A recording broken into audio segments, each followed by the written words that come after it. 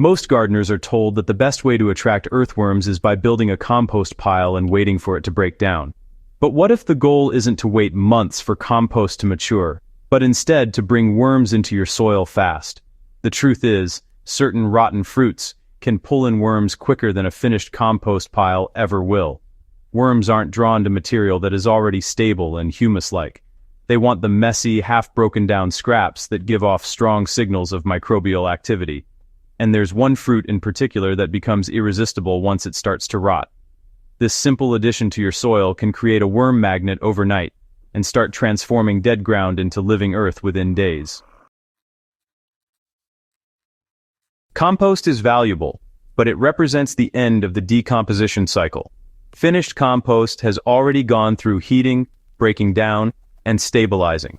For worms, that material is more of a bedding than a feast. Worms chase bacteria, fungi, and the sugars that ooze out of decomposing plant matter. That is why rotten fruit has an edge. When fruit begins to ferment and soften, it leaks natural sugars and acids that bacteria immediately colonize. This surge in microbial life is what calls worms in from the surrounding soil. Instead of moving into a pile of neutral-smelling compost, they home in on the strong scents and soft textures of half-rotted fruit, where the activity is highest.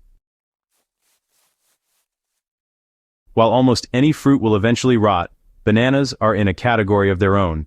Their soft texture, high sugar content, and quick breakdown make them a worm superfood when left to spoil. A blackened banana left under mulch or lightly buried can bring visible worm traffic within a day or two. Melons like cantaloupe and watermelon are another top choice. Once the flesh begins to ferment, worms cluster around the rind and pulp in huge numbers. Apples work as well, though they take longer to soften compared to bananas. The key is not to use fresh fruit.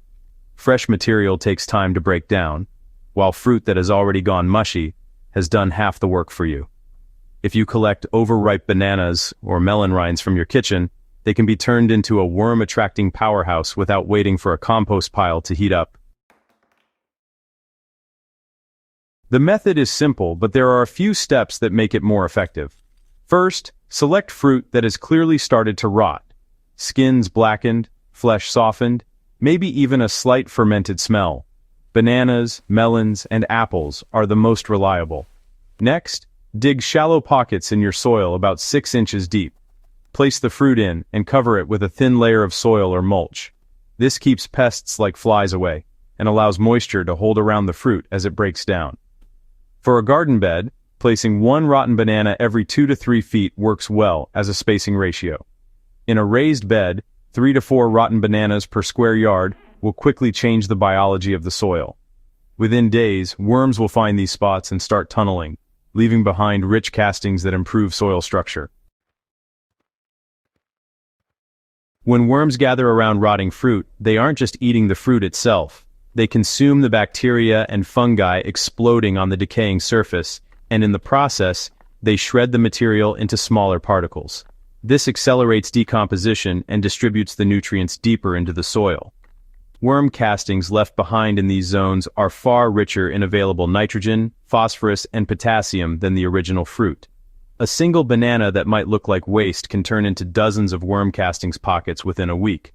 Over time, repeating this process creates worm highways throughout the bed. The constant tunneling improves aeration, balances water retention, and builds humus much faster than relying on compost alone. A simple routine is to save kitchen fruit scraps until they reach the point of spoilage, then rotate them through the garden in intervals. For instance, take 4 rotten bananas each week and bury them across different beds. Within a month, you'll notice worm populations densifying in those areas.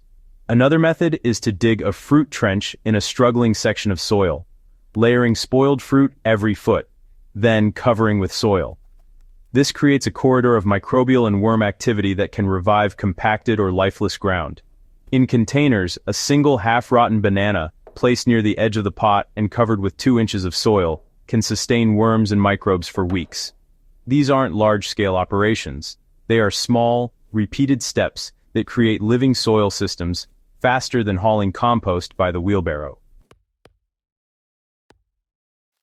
Composting has its place, but it is slow, labor-intensive, and dependent on maintaining the right balance of browns and greens. Rotten fruit shortcuts the process. Instead of building a pile and turning it, you are directly feeding worms and microbes where you want them to work. This is not a replacement for compost altogether, but a strategy for acceleration. If the goal is to build worm populations and soil biology fast, rotten fruit is the more direct route. Once worms are active, they will spread that fertility throughout the bed, creating natural compost underground without the gardener lifting a shovel. Rotten fruit may look like waste, but in the soil, it is a signal flare for worms. A single spoiled banana or melon rind can do more for worm attraction than a bucket of finished compost. For gardeners serious about building life in their soil quickly, this is one of the simplest and most effective tools available. If you found this guide helpful and want more proven techniques to revive your soil and attract life back into your beds, make sure you subscribe to Hydrohaven and share this video with fellow gardeners. Together, we can bring our soil back to life, one small step at a time.